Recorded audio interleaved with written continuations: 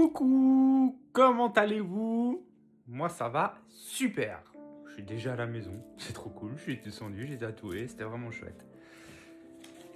Je vais de nouveau répondre à des petites questions que j'ai reçues et je me suis fait une ligne conductrice sur ce que je voulais vous parler parce qu'aujourd'hui ça va être un sujet qui est un petit peu moins sympa que les précédents. C'est un truc qui m'est arrivé, qui a contribué largement à m'amener en dépression. Et comment j'ai réussi à me sortir de tout ça, qu'est-ce que j'ai fait, enfin voilà. J'ai plusieurs trucs à vous dire, donc je vous le dis d'office. À mon avis, la vidéo, elle va prendre un petit peu de temps parce que je peux pas aller vite en vous expliquant les choses correctement et voilà, enfin bref. Euh, donc, ma dépression, qu'est-ce qui s'est passé? Alors, je vais commencer par le début. En fait, quand j'étais camionneur, j'étais encore un garçon. Quand j'étais camionneur à l'époque, je roulais essentiellement en valet. Donc, je dormais dans mon camion le lundi, mardi et jeudi soir. Et le mercredi et le vendredi, je rentrais chez moi. Ce qui fait que je passais énormément de temps là-bas. Je m'étais vraiment pris d'affection pour les gens de là-bas, le valet en lui-même. Enfin, voilà. Je trouvais que c'était vraiment cool. Et puis, dans la boîte où je bossais, il y avait un petit gars qui bossait avec moi. Tof. Coucou. En plus, je sais que tu regardes des vidéos. Un petit gars qui bossait avec moi que j'ai adoré depuis le premier jour. Et c'est devenu un super ami. Et puis, j'allais souvent aussi dormir chez lui. Vu qu'on bossait ensemble, on avait des camions au dépôt. À la fin, j'allais dormir chez lui. Comme ça, quand on finissait vers 2-3 heures de l'après-midi, c'était chouette parce que en Valais, ils ont la montagne et tout. Et puis, lui, il habitait en haut à Champéry. Et puis, il avait des potes à lui qui avaient, enfin, tous ses potes, ils avaient à peu près tous des motos enduro, des motos de cross.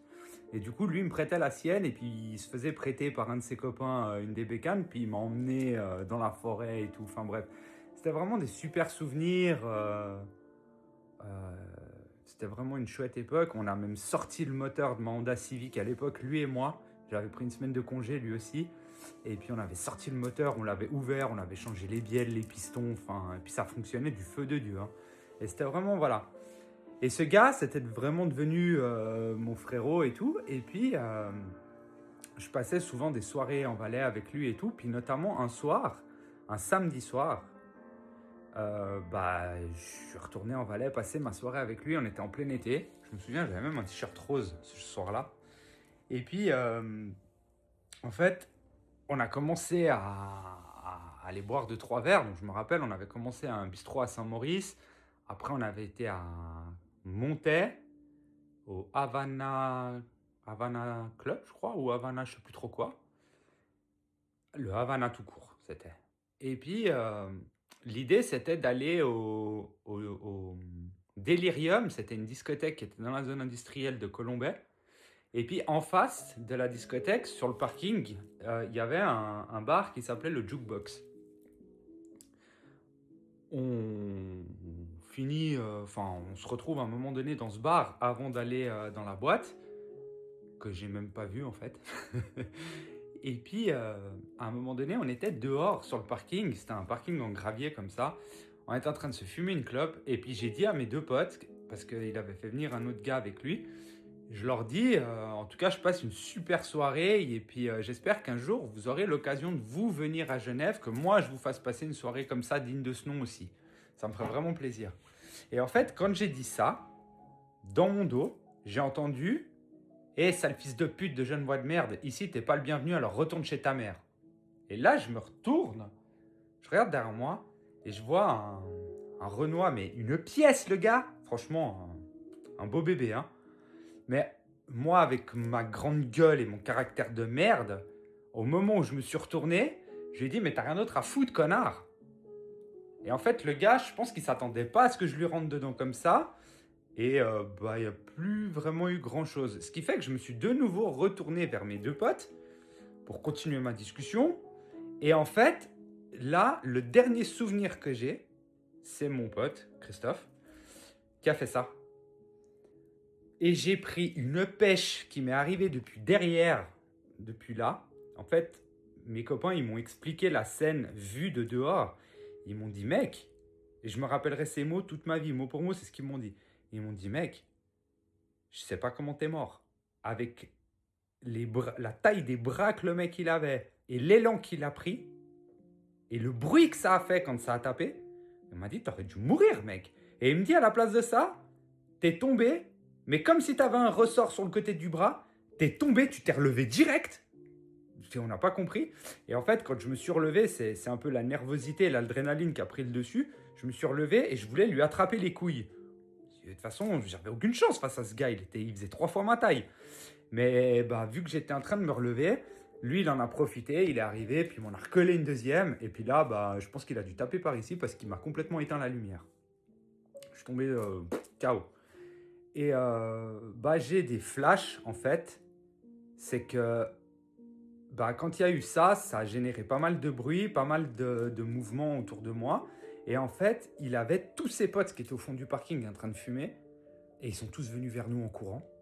Et je pense que mes 2 copains qui étaient avec moi ce soir-là, en fait, je sais qu'il y en a un parce que je me suis fait shooter le visage. Et j'ai vu un mec arriver avec les pieds. Mais avant de pouvoir m'atterrir sur le visage, moi j'étais inconscient par terre, hein, j'avais juste des flashs, j'avais les yeux qui étaient un peu... je sais plus trop où j'étais. Et au dernier moment, le gars, c'est comme s'il y a eu un coup de vent et qu'il était parti. Et en fait, j'ai appris après coup que c'est un de mes 2 copains qui l'a poussé pour qu'il finisse sur une bagnole. En fait, en plein vol, il l'a poussé pour pas qu'il vienne avec ses pieds sur mon visage. Et donc ils m'ont pris, ils m'ont porté, ils m'ont chargé un peu comme un sac à patates. Je me souviens parce que ça secouait comme ça. Puis on est parti jusqu'à la voiture. Ils m'ont jeté dans la bagnole. Et si je dis pas de bêtises, les mecs, ils ont carrément pété une vitre de la voiture parce qu'après, nous, on est parti genre en mode braqueur, on se tire. Donc on est parti en faisant patiner les roues et tout. Vraiment, on a voulu s'échapper. Parce que sinon, on se serait fait massacrer. Et pour rien, hein, on n'avait rien fait du tout. Et puis, ben, j'ai des vagues flash. Ils m'ont emmené tout de suite aux urgences à Montaix. Et puis, quand je suis arrivé là-bas, il y a une image que je n'oublierai jamais de ma vie. C'est l'infirmière qui est arrivée. Quand elle m'a vu, elle a fait oh, et elle a fait une tête. Et j'ai vu le désespoir sur son visage. Et en fait, bah voilà, parce que je vous raconte ça par rapport à, vous comprendrez après, et aussi parce qu'on m'a posé plusieurs fois la question, c'est quoi les cicatrices que j'ai sur le visage? Eh ben les cicatrices que j'ai sur le visage, ça vient de ce soir-là. J'ai eu, je crois, 12 points de suture ici, de là à là. J'ai eu des points là-dessous. J'en ai eu là-haut. J'ai la pommette ici, ils m'ont recousu ici. Et là, j'ai l'os qui est enfoncé à l'intérieur, en fait. J'ai une fracture qui ne s'est jamais remise. Et puis, l'oreille, celle-là, elle était presque en train de pendre, en fait. Ils ont dû me recoudre à l'intérieur de l'oreille, là, derrière l'oreille, et tout le lobe. J'étais méconnaissable. Et donc, ce que j'ai fait en sortant des urgences, j'ai rien voulu savoir de mes potes, j'ai rien voulu comprendre, j'étais encore en état de choc. J'ai pris ma voiture et je suis rentré à Genève. Mais quand je vous dis je suis rentré à Genève, c'est que j'ai levé le pied qu'au radar parce qu'ils avaient déjà mis tous ces radars tous les 5 km. Je savais où ils étaient. Mais s'il y avait eu un radar mobile ce soir-là ou une voiture de police qui était le long de l'autoroute, en me voyant passer à la vitesse où je passais, parce que j'étais pied dedans, hein, je ne pouvais pas aller plus vite avec ma voiture, je crois que de Montaix jusqu'à la plaine, j'ai mis à peu près 45 minutes. Je suis rentré, mais vraiment comme une dingue. Je suis arrivé, mais j'avais honte, j'étais pas bien parce qu'en fait, j'ai pas pu me défendre. Donc j'étais très l'ego. Mon ego, il avait grave pris cher là. Et du coup, je me suis enfermé chez moi complètement pendant plusieurs jours.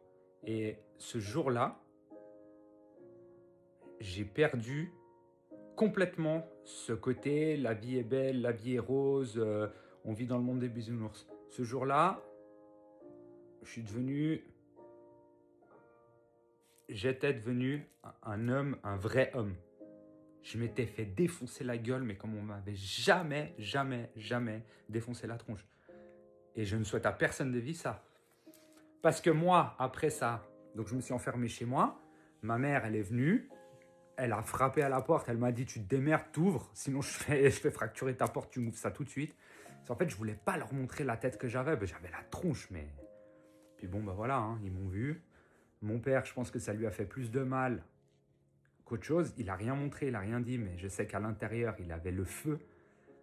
Mon meilleur ami de l'époque, alors lui qui est un sagon incomplet dans sa tête, il voulait carrément y aller avec des armes à feu pour retrouver le mec. J'ai dit mais ça va pas ou quoi, enfin voilà.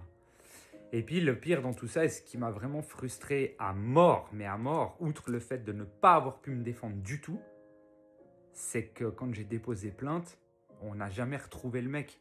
En fait, il n'y a jamais personne qui a osé dénoncer, dire qui c'était. Mes potes, je pense qu'ils savent qui c'était. Mais par peur de représailles ou quoi, ils m'ont dit qu'ils ne le connaissaient pas. Je ne saurais jamais et je ne veux même plus savoir. Mais voilà, aujourd'hui j'arrive à parler de tout ça et puis vous voyez, ça ne génère pas d'émotion particulière. Après cette histoire, je suis resté à peu près pendant 10 ans, 15 ans, en état de choc post-traumatique, sans le savoir. Et donc ça s'est traduit par une nervosité extrême tout le temps, sur mes gardes tout le temps. Fallait vraiment plus arriver derrière moi et me taper sur l'épaule parce que c'était un coup de coude. Et c'est suite à ça que j'ai commencé le MMA, mais à fond la caisse. Je m'entraînais 6 jours sur 7. Parce qu'en fait, dans ma tête, j'ai commencé ce sport, mais pas pour les bonnes raisons. Et mon coach, il l'a très vite vu. J'y allais parce que je voulais plus jamais qu'une telle histoire puisse m'arriver. Je me suis dit, à partir de maintenant, ce sera toujours la maman à l'autre qui pleurera, ce sera plus jamais la mienne. Et du coup, même là-bas, avec mes potes du MMA et tout ça, j'y allais trop fort. Et pour finir, je me mettais souvent en sparring avec mes coachs parce que plus j'allais fort avec eux, plus ils me cognaient fort aussi. Et puis le truc, c'est qu'à un moment donné, de toute façon, ils avaient toujours le dessus, ils étaient bien plus forts que moi. Et ça finissait par me calmer parce que justement, ça fait mal. Et donc voilà, ils m'ont beaucoup aidé. Et il y en a un, il m'a dit, soit tu te calmes, soit tu viens plus t'entraîner ici. J'y allais, ouais, c'était pas bien les raisons pour lesquelles j'y allais. Puis bref, j'ai continué à m'entraîner, mais pour des meilleures raisons, et en fait, j'ai laissé tomber cette histoire. Enfin, moi, j'avais décidé de la laisser tomber, mais là-dedans, c'était pas réglé. Parce qu'en fait, je n'en ai parlé à personne, je n'ai vu personne après ça. Et c'est un putain de choc. Je veux dire, c'est traumatisant de vivre un truc pareil. Quand on se fait marcher sur le visage, et quand on se fait attaquer comme ça, aussi violemment pour rien, c'est hyper dur. Et puis, de vivre toutes ces années avec ça, si vous voulez, j'ai appris à vivre avec. C'est pour ça que j'étais toujours surexcité et qu'on me disait, mais putain, on a l'impression que tu as de l'électricité qui te coule dans les veines. Parce que j'étais vraiment en état de choc post-traumatique sans m'en rendre compte moi-même. Moi, je pensais que j'étais une boule de nerfs parce que c'était l'héritage de la famille. Mais en fait, non, pas du tout.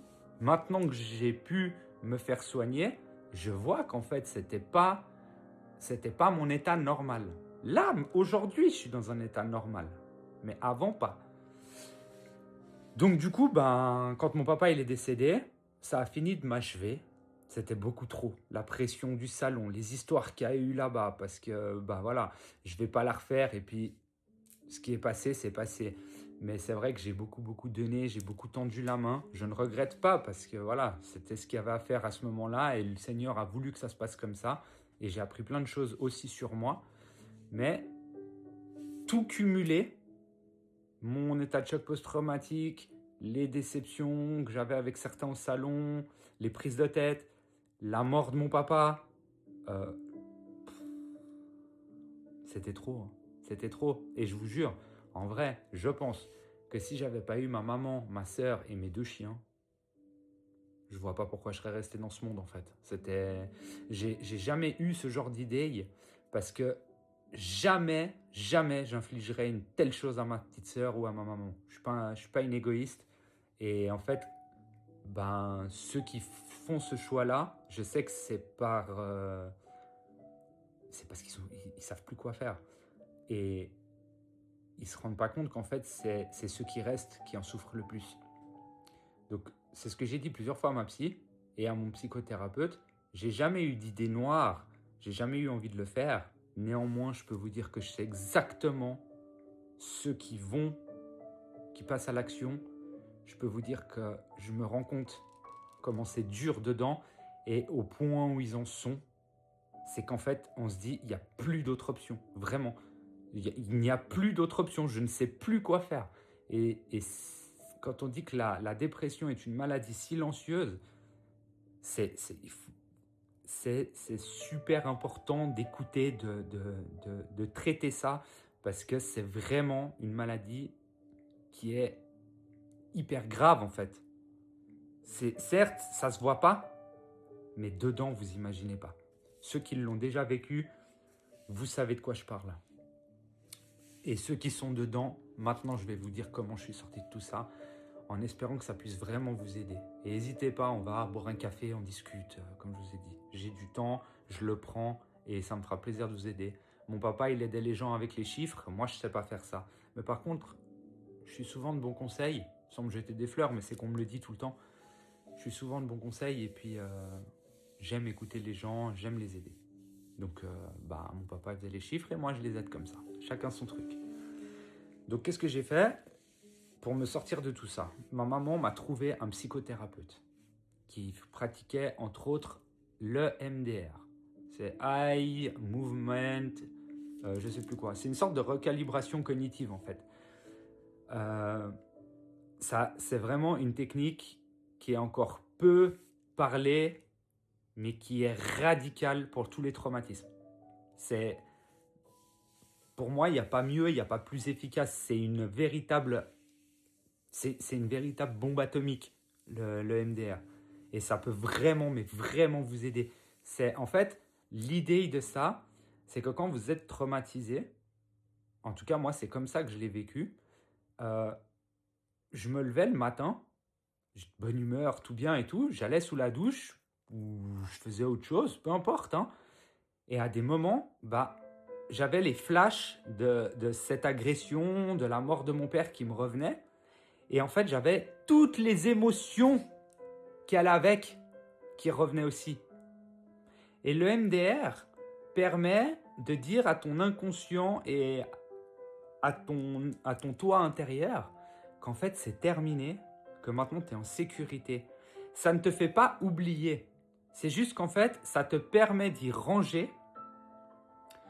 Tu ressors le livre à chaque fois que tu as envie de le lire. Et quand tu le lis toi-même ou que tu le lis aux autres, en fait, tu n'as plus les émotions qui viennent avec. Là, je suis en train de vous parler depuis bientôt 20 minutes de mon état de dépression, de tout ce qui m'est arrivé avant. Pour moi, c'est le passé, c'est des choses que je n'ai plus envie de penser et que j'ai rangées. Mais le fait d'en reparler, ça génère absolument aucune émotion. C'est obsolète aujourd'hui. Donc, vraiment, je vous recommande de vous peut-être renseigner un petit peu sur le MDR. Et si vous voulez le nom de mon psychothérapeute, son contact, je vous le partage, mais très volontiers. Il est incroyable. C'est une personne, juste déjà dans son regard, on ressent la bienveillance, il est calme et il fait beaucoup, beaucoup d'autres choses aussi. Donc, il n'a pas juste le MDR. Et puis, c'est une personne qui donne des cours d'entreprise sur le MDR. Enfin, c'est un formateur et tout. Donc, il connaît bien, bien, bien le sujet. Et je vous dis, il m'a guéri. Il m'a complètement transcendé. Donc, voilà. Et puis, le pire, c'est que c'est mon trauma du Valais, qui était quand même le plus dur. La mort de mon papa, ça a été la plus grande peine que j'ai eue. Mais l'histoire qui m'est arrivée en Valais, c'est ce qui m'a complètement changé, qui a fait de moi, qui m'a enlevé ce côté garçon innocent et qui m'a transformé en une moitié de démon. Et en fait, ouais, je crois qu'on a traité la cible, donc il appelle ça des cibles. La cible du Valais, cette histoire-là, je crois qu'on a fait 2 séances et c'était réglé. Et déjà après la première séance, ça n'avait plus rien à voir à mon état intérieur. Donc voilà. Sauf que, ben voilà, mon papa, il est décédé et j'étais vraiment dans un épisode dépressif. Pourquoi? Parce que on commençait à régler mes histoires, enfin on avait réglé mon histoire du Valais, mais j'avais mon quotidien avec mon salon de tatouage. Quand mon papa il est décédé, je voulais vendre ce salon parce que je ne voulais... En fait, la police est venue m'annoncer la mort de mon papa dans mon salon de tatouage.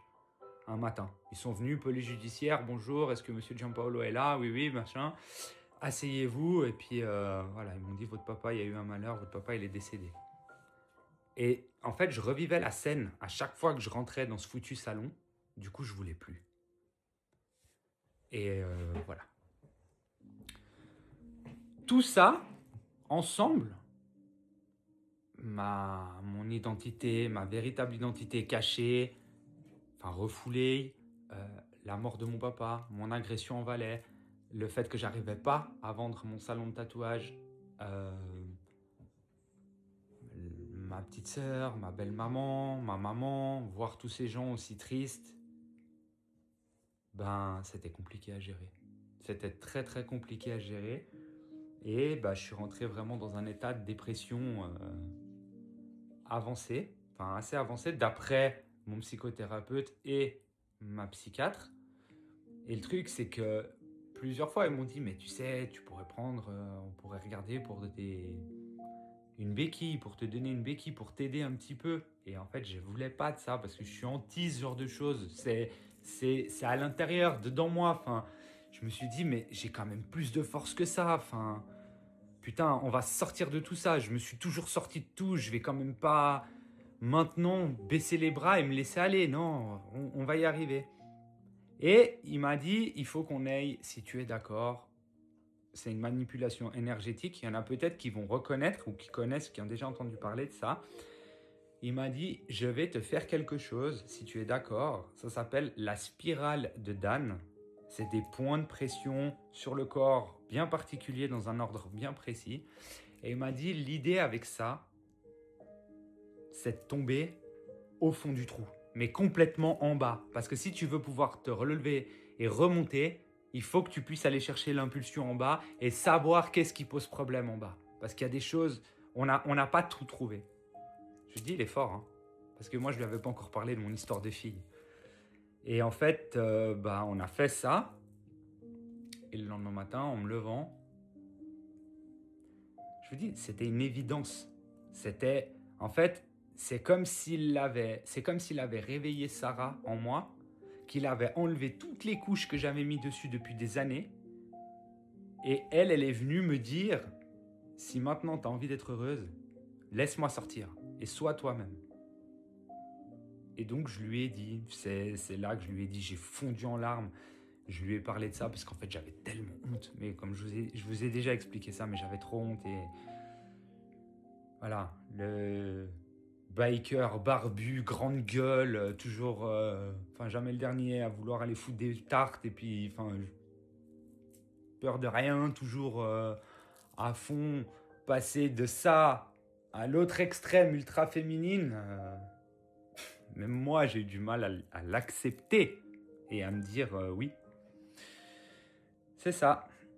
Et donc, on m'a dit aussi, on m'a posé la question, mais pourquoi maintenant tu as voulu faire changement? Alors, j'y ai à moitié répondu déjà. C'est qu'en fait, j'ai décidé d'être heureuse et d'être moi-même. Et j'avais deux possibilités face à moi. J'avais deux chemins. Le chemin qui allait tout droit, qui était loin d'être désagréable, c'était ma vie de garçon. Elle était cool, ma vie de mec, hein. Franchement, j'avais des belles personnes autour de moi, je me marrais bien aussi, mon look était sympa, enfin voilà, j'avais une chouette vie de mec. J'avais donc cette route-là qui allait tout droit, continuer ma vie de mec comme je l'ai toujours fait.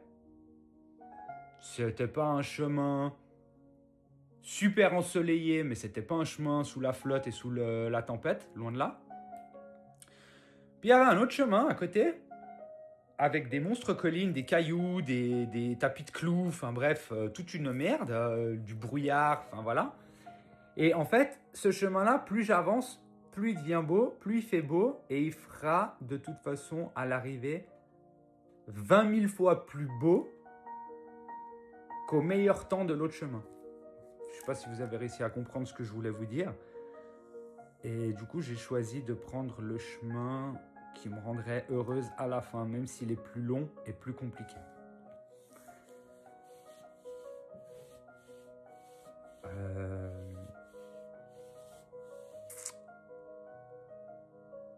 Ok. Maintenant, j'ai un petit message personnel à vous faire passer. Et il est adressé à tout le monde. Mais vraiment.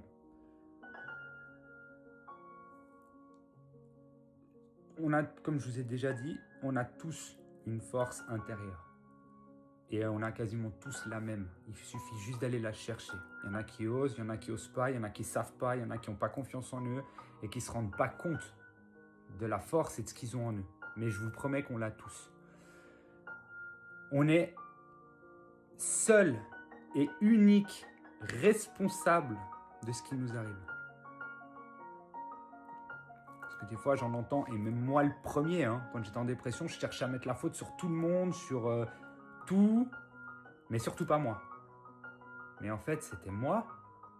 Ma vie reflétait juste mon état intérieur.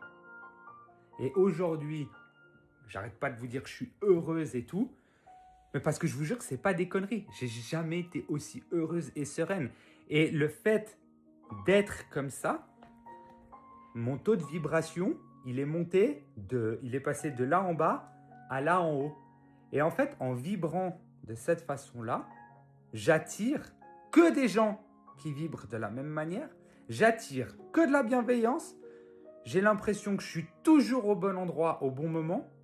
J'ai des opportunités qui arrivent de droite à gauche, même si ce n'est pas des monstres opportunités, mais toujours des petites choses qui font que tout va bien en fait. Tout s'aligne, tout fonctionne, tout vient. Je ne sais pas comment vous dire. J'ai l'impression que j'ai jamais eu une vie aussi simple que maintenant. Comme si je disais, je veux ça. 1 heure après, il arrive à la porte, comme par hasard. Et d'une personne que j'aurais peut-être même pas soupçonnée, vous voyez. Donc vraiment, je vous promets, l'état intérieur reflète complètement, non, votre vie extérieure. Votre vie extérieure est exactement le reflet de votre état intérieur. Donc ouais, non, je peux pas. Vire ça de ton langage, de ton vocabulaire. Que tu peux pas. Non, non, non. Si tu es franc avec toi-même, pas je peux pas. C'est je veux pas ou je fais pas ce qu'il faut pour pouvoir. Tu vois, je veux dire. Ouais, mais faut y aller petit à petit. Mais oh, l'univers, il aime pas les gens petits, il aime pas ce qui est petit. Il veut te voir grand, il veut te voir exploser, il veut te voir grandir petit à petit. Dégage ça de ton vocabulaire, pas à pas. Beaucoup mieux. Je fais un pas après l'autre, pas petit à petit, rien dire ça. Qu'est-ce que j'irais encore comme autre truc que je pourrais vous... Ah oui, un truc génial qui fonctionne vraiment. Les suggestions positives. Un truc tout bête, un petit exercice. Tous les soirs, quand vous êtes dans votre lit, vous avez dit bonne nuit à votre partenaire ou à vos nounours ou à qui vous voulez. Et que vous vous tournez ou bien que c'est votre moment à vous où vous fermez les yeux et ça y est, je vais dormir. À ce moment-là, pensez à 3 choses, au minimum 3 petites choses que vous avez kiffé dans votre journée. Mais ça peut être n'importe quoi. J'ai adoré le souper que je me suis fait. J'ai adoré le fait que j'avais pas de bouchon en rentrant. Et puis j'ai trop kiffé ma douche de ce matin. Vous voyez, ça peut être des trucs tout bêtes. Mais juste le fait de se dire, voilà, j'ai pris le temps de réfléchir et de me dire, voilà, ça j'ai aimé, ça j'ai aimé, ça j'ai adoré. Et ensuite, vous vous endormez avec ce genre d'image. Comme ça, vous faites des jolis rêves. Vous comprenez? Parce que si vous commencez à vous endormir en pensant aux problèmes que vous allez avoir demain, vous allez cauchemarder, vous allez rêver de ce genre de conneries et vous allez mal dormir. Je vous promets que ça fonctionne. Le matin, quand votre réveil y sonne, à la place d'ouvrir un réseau social ou n'importe quoi, ou les notifications et perdre 30 secondes, 1 minute dans le lit à regarder ça, le réveil il a sonné, éteignez-le et avant d'ouvrir les yeux, pensez à 3 choses que vous vous réjouissez potentiellement de vivre dans la journée. 3 choses que vous savez que ça devrait arriver. Je me réjouis de boire mon café. Je me réjouis d'aller prendre ma douche. Puis je me réjouis parce qu'à midi, je mange avec un copain ou avec une copine. Et ça, de nouveau, c'est des petits outils, mais qui font toute la différence. J'ai commencé avec ça. Et en fait, ça stimule la pensée positive. Et après, le reste, il vient naturellement. Et je vous promets que ça fonctionne. Et le dernier conseil que j'ai envie de vous donner aujourd'hui, c'est, vous savez, la petite voix que vous avez dans vous, écoutez-la. Fiez-vous à votre instinct. Arrêtez de chercher la validation des autres. Ou est-ce que c'est bien? Qu'est-ce que t'en penses? Tu crois que je devrais faire ça? On s'en fout. Vous savez si vous avez envie de le faire ou pas. Et votre instinct. Combien de fois dans votre vie vous vous êtes dit « Putain, fais chier, j'aurais mieux fait de m'écouter là ». Un paquet de fois, non? Mais bien sûr, c'est évident, on l'a tous dit. Au moins 4000 fois depuis qu'on est né. Je sais si j'aurais mieux fait de m'écouter là. Putain, fais chier. En revanche, combien de fois dans votre vie vous vous êtes dit « J'aurais mieux fait de pas m'écouter sur ce coup-là ». Sur les doigts d'une main. Hein. Notre instinct, il ne nous trompe jamais. Fiez-vous à ça, ayez confiance en vous. Laissez votre instinct parler et écoutez-vous, vous. Je vous jure, les réponses à toutes les situations, vous les avez.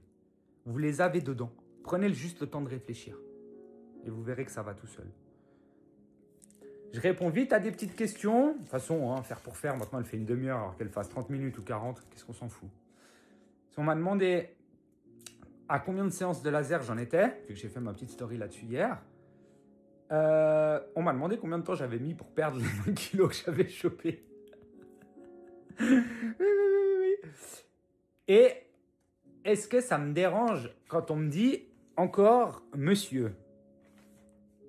Et je vais commencer par ça parce que j'ai un petit message à passer aussi avec. Non, ça ne me dérange pas. Parce que c'est entre deux. Enfin, voilà. Et puis il y a des gens qui m'appellent madame, il y a des gens qui m'appellent monsieur. Chacun fait comme il peut. Et c'est ok, j'ai pas de souci avec ça. Par contre, à vous tous, parce que tout le monde me l'a dit ça, peu importe le temps que ça vous prend pour vous habituer à moi et au fait que je m'appelle Sarah. Même moi, je me dis encore mec, je suis sûr que quand je vais regarder la vidéo, il y a plein de fois où je vais dire « Ah merde, là j'ai parlé au masculin et tout ». Donc même moi, je le fais encore parce qu'il faut que je m'habitue. Et ça fait 2 ans que je suis au courant de ce que je suis en train de faire et que j'ai entrepris l'histoire. Et c'est moi qui la vis 24/24. Et malgré ça, j'arrive encore à me tromper.